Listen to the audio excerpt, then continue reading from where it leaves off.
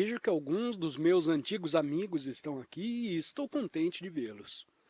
Como teremos 7 palestras, devemos tratar daquilo que eu vou falar com muito cuidado, cobrindo todo o campo da vida. Desse modo, por favor, tenham paciência, os que já ouviram antes o conferencista, pois a repetição tem um certo valor. O preconceito tem algo em comum com os ideais, crenças e fés. Devemos ser capazes de pensar juntos. Mas os nossos preconceitos, os nossos ideais e assim por diante, limitam a capacidade e a energia necessárias ao pensar, ao observar e examinar juntos, de modo a descobrirmos por nós mesmos o que permanece por trás de toda a confusão, miséria, terror, destruição e da tremenda violência do mundo. Para compreender não apenas os meros fatos externos que estão acontecendo, mas também a profundidade e o significado de tudo isso, devemos ser capazes de observar juntos. Não vocês observando de um modo e o conferencista de outro, mas juntos observamos a mesma coisa. Essa observação, esse exame, deixa de ser possível se nos apegamos aos nossos preconceitos, às nossas experiências particulares e à nossa compreensão particular. Pensar juntos é extraordinariamente importante porque nós temos que fazer face a um mundo que está rapidamente se desintegrando, degenerando. Um mundo em que não há nenhum sentido de moral, onde nada é sagrado e onde ninguém respeita o outro. Para compreender tudo isso, não apenas de modo superficial, casual, temos que penetrar na sua profundidade, no que permanece por trás. Temos que indagar por que, depois de milhões de anos de evolução, o homem, vocês e todo o mundo tornaram-se tão violentos, calejados, destrutivos, persistindo nas guerras e na bomba atômica. O mundo tecnológico está cada vez evoluindo mais. Talvez esse possa ser um dos fatores que levam o homem a tornar-se o que é. Então, por favor, vamos pensar juntos. Não de acordo com o meu modo ou com o modo de vocês, mas simplesmente usar a capacidade de pensar.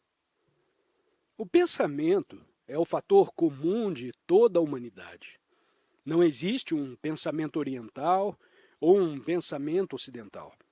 Existe apenas a capacidade comum de pensar, quer sejamos completamente pobres ou mais sofisticados, vivendo numa sociedade opulenta. Quer sejamos cirurgião, carpinteiro, trabalhador do campo ou um grande poeta. O pensamento é o fator comum a nós todos. Parecemos não perceber que o pensamento é o fator comum que nos liga. Vocês pensam de acordo com a própria capacidade, a própria energia, a própria experiência e o próprio conhecimento. O outro pensa de modo diferente, de acordo com a sua experiência e o seu condicionamento. Estamos todos presos nessa rede do pensamento. Esse é um fato indiscutível e real. Nós fomos programados biologicamente, fisicamente e também programados mentalmente, intelectualmente. Devemos estar cientes de que fomos programados como um computador. Os computadores são programados por especialistas para produzirem os resultados que eles desejam. E esses computadores irão ultrapassar o homem no pensamento. Esses computadores podem coligir experiência e, através dessa experiência, aprender, acumular conhecimento de acordo com o seu programa. Gradualmente, eles irão ultrapassar todo o nosso pensamento quanto à exatidão e com maior velocidade. Naturalmente, eles não podem compor como Beethoven ou como Keats, mas irão ultrapassar o nosso pensamento. E então, o que é o homem? Ele foi programado para ser católico, protestante, para ser italiano ou inglês e assim por diante.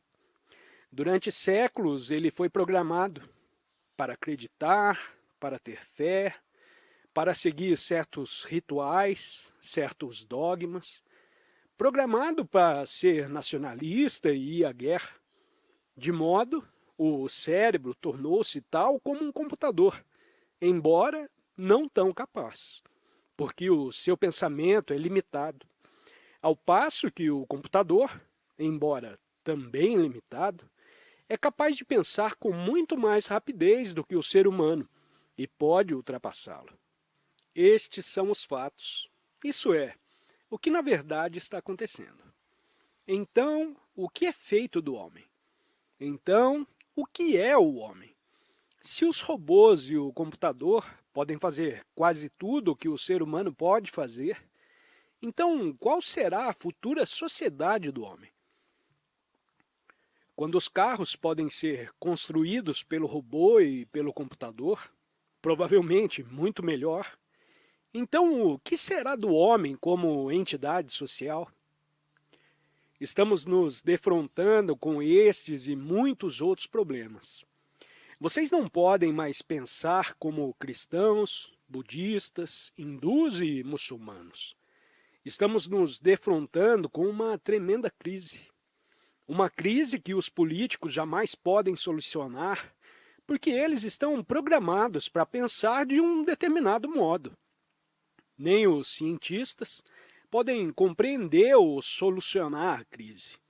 Nem o mundo dos negócios, também o mundo do dinheiro. O momento crítico, a decisão perceptiva, o desafio, não está na política, na religião, no mundo científico. Está na nossa consciência. Temos que entender a consciência da humanidade, que nos trouxe até esse ponto. Temos que ser muito sérios a respeito desse assunto, porque estamos realmente enfrentando algo muito perigoso no mundo, onde existe a proliferação da bomba atômica que algum louco irá ativar. Nós todos devemos estar cônscios de tudo isso. Temos que ser muito sérios, nem levianos, nem negligentes, mas interessados em entender esse comportamento e o modo pelo qual o pensamento humano nos levou, a todos nós, a esse ponto. Devemos ser capazes de penetrar com muito cuidado, hesitantemente, com profunda observação para entender juntos o que está acontecendo, tanto exteriormente quanto interiormente. A atividade psicológica interior sempre sobrepuja a exterior. Por mais regulamentos, sanções, decisões que vocês possam ter exteriormente, são todos despedaçados pelos nossos desejos psicológicos, medos e ansiedades, pela ânsia de segurança. A menos que entendamos que, seja qual for o aspecto exterior da ordem que tenhamos, a desordem interior sempre sobrepuja a que está externamente conformada, disciplinada e regularizada. Pode haver instituições cuidadosamente construídas, políticas, religiosas, econômicas, mas seja qual for a sua construção, a menos que a nossa consciência interior esteja em completa ordem, a desordem interior sempre sobrepujará a exterior. Temos visto isso historicamente e está acontecendo agora, de frente aos nossos olhos. E esse é um fato. O momento decisivo está na nossa consciência. A nossa consciência é um caso muito complicado. Já se escreveram muitos volumes a seu respeito, tanto no Oriente quanto no Ocidente. Não estamos cônscios da nossa própria consciência. Para examinar essa consciência em toda a sua complexidade, temos que ser livres para olhar, para estarmos cônscios do seu movimento, sem nenhuma escolha. Não é que o conferencista esteja dirigindo vocês para olharem ou ouvirem todo o movimento interior da consciência de um determinado modo. A consciência é comum a toda a humanidade. No mundo, todo homem sofre, tanto interna quanto externamente. A ansiedade, incerteza, todo o desespero da solidão, a insegurança, ciúme, ganância, inveja e sofrimento. A consciência humana é um todo. Não é a sua ou a minha consciência. Isso é lógico, sensato e racional. Para onde quer que vocês vão, em qualquer clima que vivam, sejam opulentos ou degradantemente pobres, quer acreditem em um Deus ou em alguma outra entidade, a crença e a fé são comuns a toda a humanidade. As imagens e os símbolos podem ser totalmente diferentes em vários lugares, mas eles provêm de algo comum a toda a humanidade. Essa não é apenas uma afirmação verbal. Se vocês a tomarem como uma afirmação verbal, como uma ideia, um conceito, então vocês não verão a sua profunda significação. A significação é a de que a sua consciência é a consciência de toda a humanidade, porque vocês sofrem, são ansiosos, solitários, inseguros, confusos, exatamente como os outros, embora eles vivam a 10.000 milhas de distância. A percepção disso, o sentimento no mais íntimo, é totalmente diferente da mera aceitação verbal. Quando vocês compreendem que são o resto da humanidade, isso traz uma tremenda energia. Vocês atravessaram a estreita trilha da individualidade, o estreito círculo do eu e você, do nós e eles. Estamos examinando juntos essa consciência bastante complexa do homem. Não do homem europeu, do homem asiático, ou do homem do Oriente Médio, mas esse movimento extraordinário no tempo que tem se perpetuado na consciência por milhões de anos.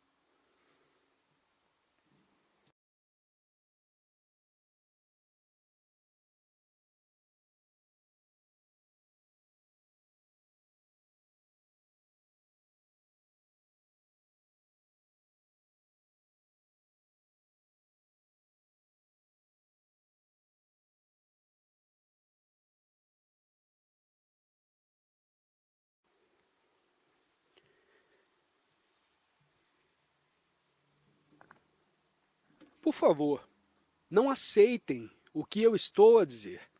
Se assim o fizerem, isso não terá valor algum. Se vocês não começarem a duvidar, a questionar, sendo céticos para indagar, se vocês se prenderem à sua própria crença particular, à fé, experiência ou ao conhecimento acumulado, então vocês reduzirão tudo a uma espécie de coisa insignificante, com muito pouco sentido. Se assim o fizerem, não estarão fazendo face ao tremendo problema com que o homem se depara. Temos que perceber o que é a nossa verdadeira consciência. O pensamento e tudo o que o pensamento formou faz parte da nossa consciência.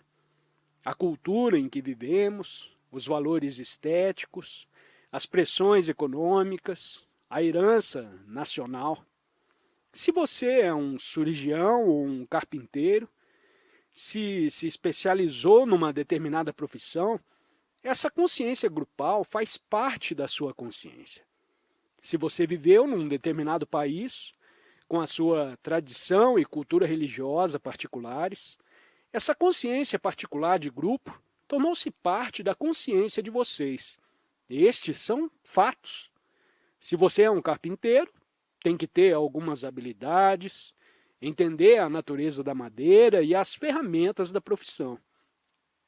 Então você, gradualmente, pertence ao grupo que cultivou essas habilidades especiais e que tem a sua própria consciência. Do mesmo modo, o cientista, o arqueólogo, assim como os animais, tem a sua própria consciência particular de grupo. Se você é uma dona de casa, tem a sua própria consciência particular de grupo, como todas as demais donas de casa. A permissividade espalhou-se pelo mundo todo. Ela começou no extremo ocidente e espalhou-se pelo resto do mundo. Esse é um movimento de consciência grupal. Vejam o significado disso.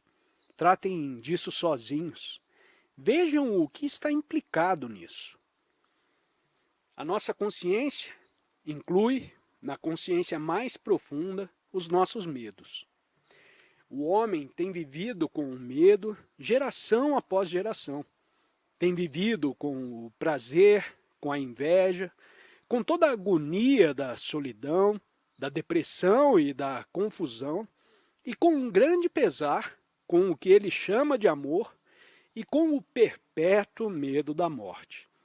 Tudo isso é a sua consciência, que é comum a toda a humanidade. Percebam o que isso significa. Isso significa que você não é mais um indivíduo. Isso é muito duro de aceitar, porque nós fomos programados, como computador, para pensar que somos indivíduos.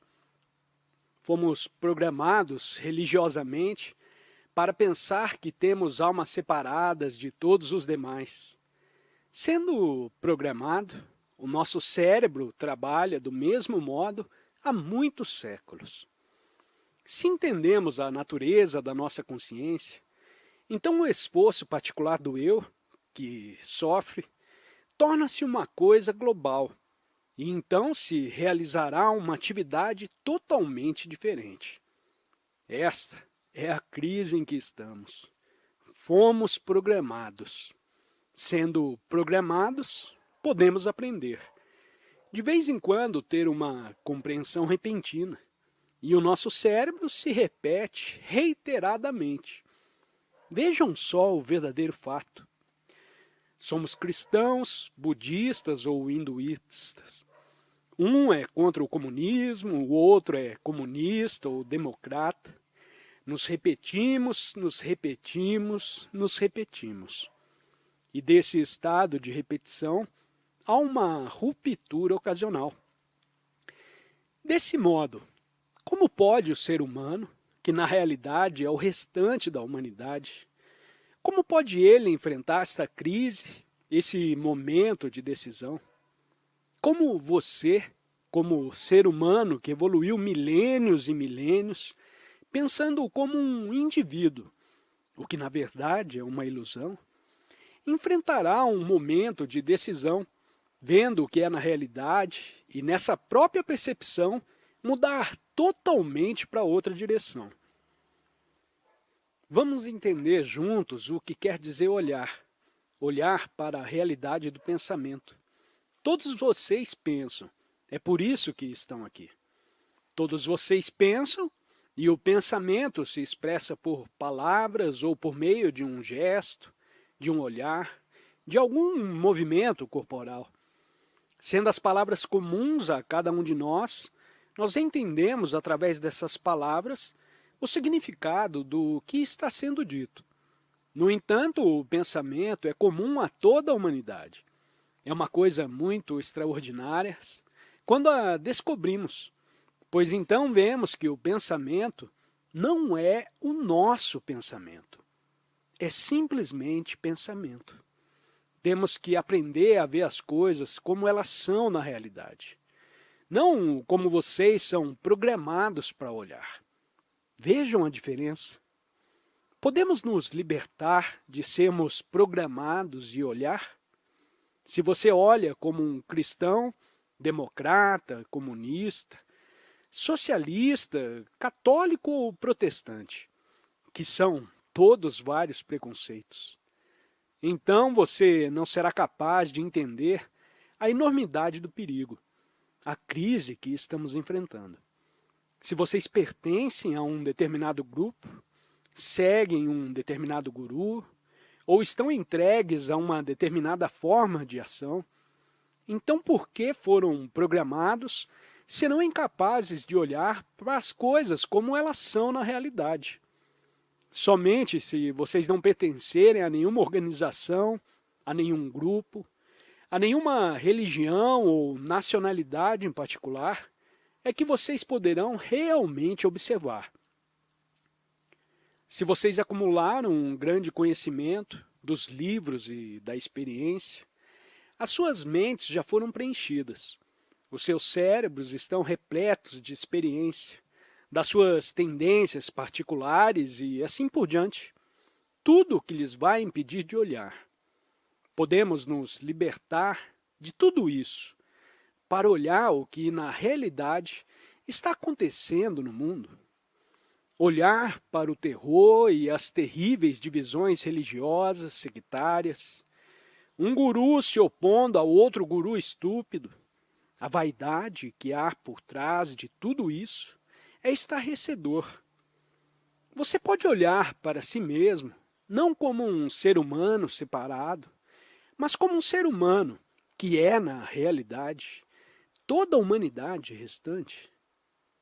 Ter esse sentimento significa que você tem um grande amor pelos seres humanos. Quando vocês forem capazes de ver claramente, sem nenhuma distorção, então vocês começarão a indagar a natureza da consciência, inclusive das camadas mais profundas da consciência. Vocês têm que indagar todo o movimento do pensamento, porque o pensamento é o responsável por todo o conteúdo da consciência, tanto das camadas profundas quanto das superficiais. Se vocês não possuíssem nenhum pensamento, não haveria nenhum medo, nenhum sentido de prazer e nenhum tempo. O pensamento é o responsável. O pensamento é o responsável pela beleza de uma grande catedral. Mas o pensamento também é o responsável por todo o contrassenso que acontece dentro da catedral. Todas as realizações dos grandes pintores, poetas e compositores são atividades do pensamento. O compositor, ouvindo interiormente o maravilhoso som, o registra no papel. Esse é o movimento do pensamento. O pensamento é responsável por todos os deuses do mundo, todos os salvadores, todos os gurus, por toda a obediência e devoção. O todo é o resultado do pensamento que procura gratificação e evasão da solidão. O pensamento é o fator comum a toda a humanidade.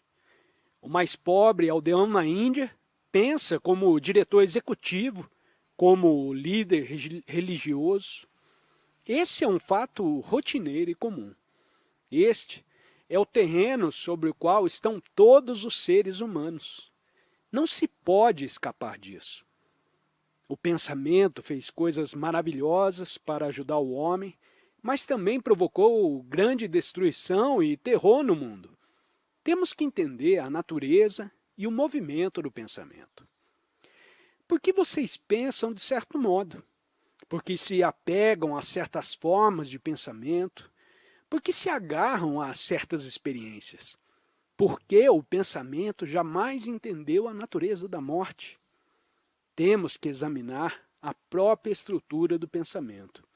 Não o pensamento de vocês, porque é completamente óbvio qual é o pensamento de vocês, pois vocês foram programados. Mas se vocês indagarem seriamente o que é o pensamento, então entrarão numa dimensão completamente diferente. Não a dimensão do seu probleminha próprio e particular. Vocês têm que entender o extraordinário movimento do pensamento, a natureza do pensar. Não como um filósofo, não como um homem religioso, não como membro de uma determinada profissão ou como uma dona de casa. A enorme vitalidade do pensamento. O pensamento é responsável por toda a crueldade, pelas guerras, pelas máquinas de guerra e a brutalidade da guerra, pela matança, pelo terror, pelo lançamento das bombas, pela captura de reféns em nome de uma causa ou sem uma causa. O pensamento também é responsável pelas catedrais, pela beleza da sua estrutura, pelos belos poemas. Também é responsável por todo o desenvolvimento tecnológico, pelo computador, com a sua extraordinária capacidade de aprender e ir além do pensamento do homem. O que é o pensar? É uma resposta, uma reação da memória. Se vocês não possuíssem memória, não seriam capazes de pensar. A memória está armazenada no cérebro como conhecimento, resultado da experiência. É assim que opera o nosso cérebro. Primeiro, experiência. Experiência que pode pertencer aos primórdios do homem, que nós herdamos. Essa experiência resulta no conhecimento, que é armazenado no cérebro. Do conhecimento faz-se a memória e da memória o pensamento. Com o pensamento vocês agem. Com essa ação aprendem mais. E assim vocês repetem o ciclo. Experiência, conhecimento, memória, pensamento e ação. Com essa ação aprendem mais e repetem. É assim que somos programados. Estamos sempre fazendo isso. Tendo lembrado da dor, no futuro, evitamos a dor não fazendo aquilo que causará dor, o que se torna conhecimento. E repetimos isso. Prazer sexual, repetimos. Esse é o movimento do pensamento. Vejam a beleza disso. Como o pensamento opera mecanicamente. O pensamento diz para si mesmo, sou livre para operar. No entanto, o pensamento jamais é livre, porque é baseado no conhecimento, e o conhecimento, obviamente, é sempre limitado. O conhecimento sempre é limitado porque faz parte do tempo. Eu vou aprender mais, e para aprender mais tenho que ter tempo. Eu não sei russo, mas vou aprender. Pode levar 6 meses, 1 ano ou a vida toda. O conhecimento é o movimento do tempo. Tempo, conhecimento, pensamento e ação. Nós vivemos nesse ciclo. O pensamento é limitado.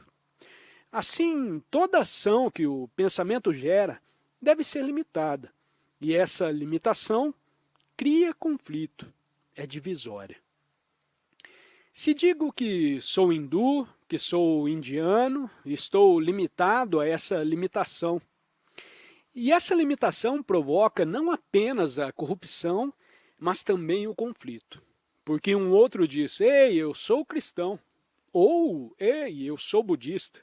E assim há conflito entre nós. A nossa vida, do nascimento à morte, é uma série de lutas e conflitos dos quais estamos sempre tentando fugir. O que, ademais, causa mais conflito. Vivemos e morremos nesse conflito perpétuo e interminável.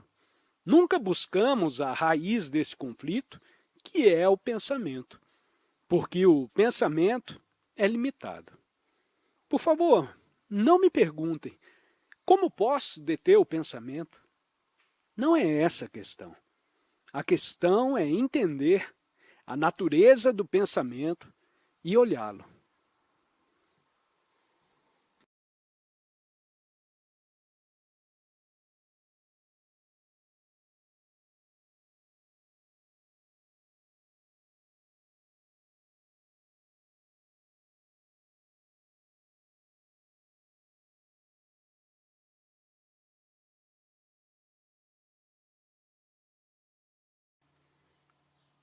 Estávamos dizendo que a consciência humana é semelhante em todos os seres humanos. A nossa consciência, quer vivamos no Oriente ou no Ocidente, é formada de muitas camadas de medos, ansiedades, prazeres, pesares e todas as formas de fé. De vez em quando, talvez, nessa consciência há também o amor, a compaixão, e nessa compaixão uma espécie completamente diferente de inteligência. E há sempre o medo do término, da morte. Os seres humanos no mundo todo, desde os tempos imemoriais, têm tentado descobrir se há alguma coisa sagrada além de todo o pensamento, alguma coisa incorruptível e intemporal. Existem as várias consciências grupais, os homens de negócio com as suas consciências, os cientistas com as suas e o carpinteiro com a sua. Eles pertencem ao conteúdo da consciência e são produto do pensamento.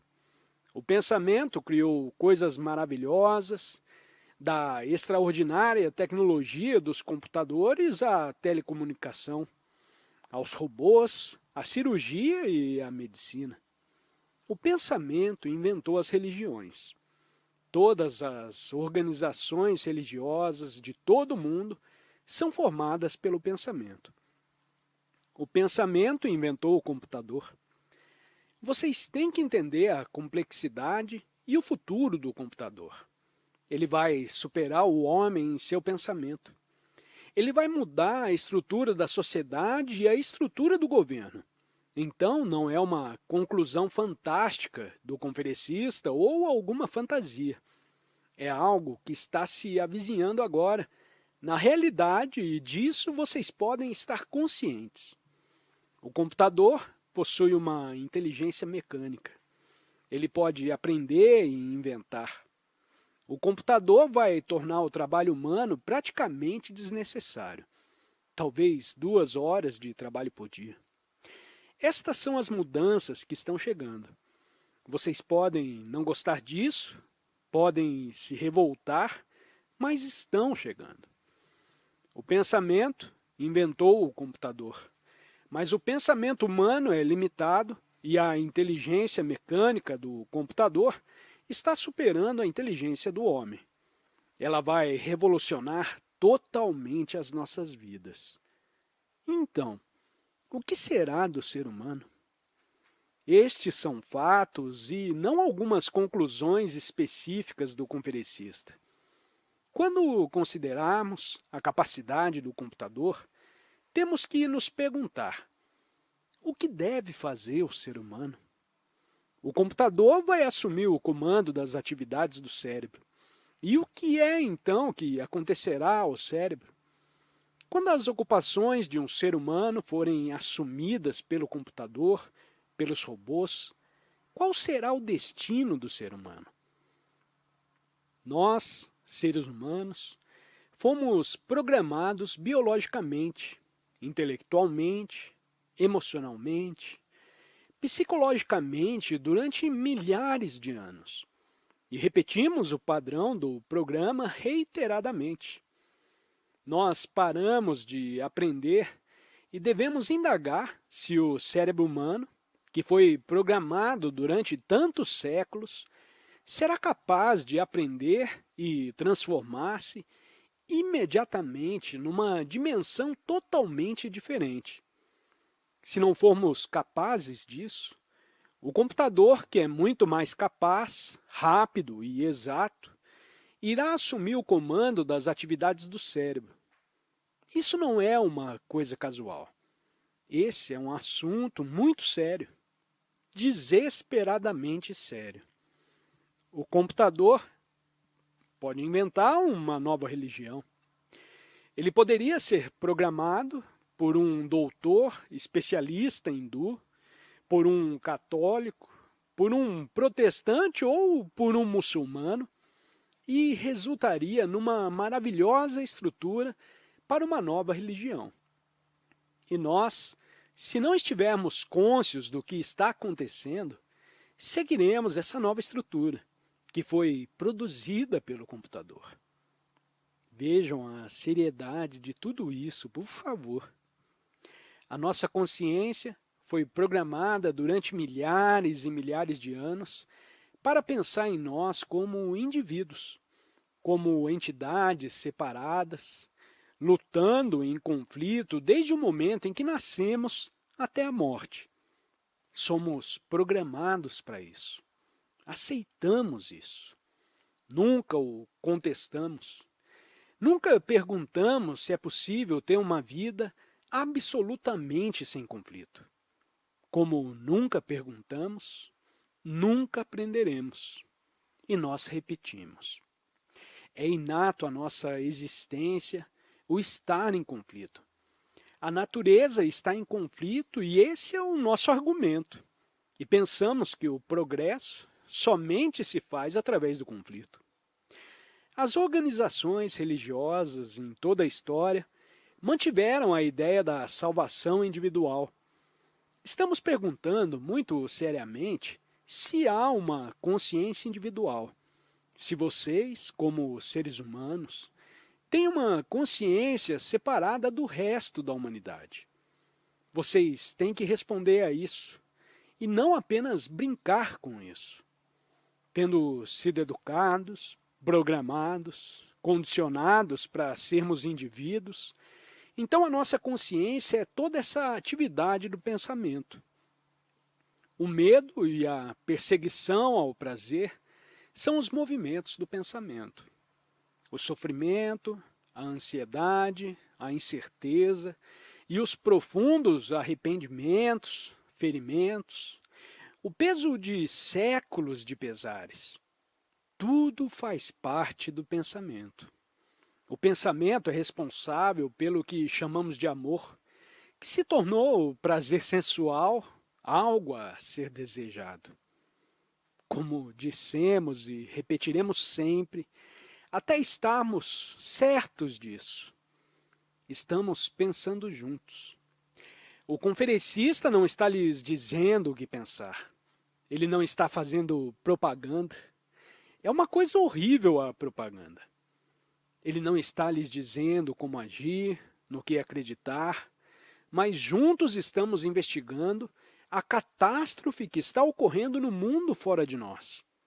Completa crueldade e violência. E também, internamente, em cada ser humano, o extraordinário conflito que está tendo continuidade. Juntos, estamos examinando.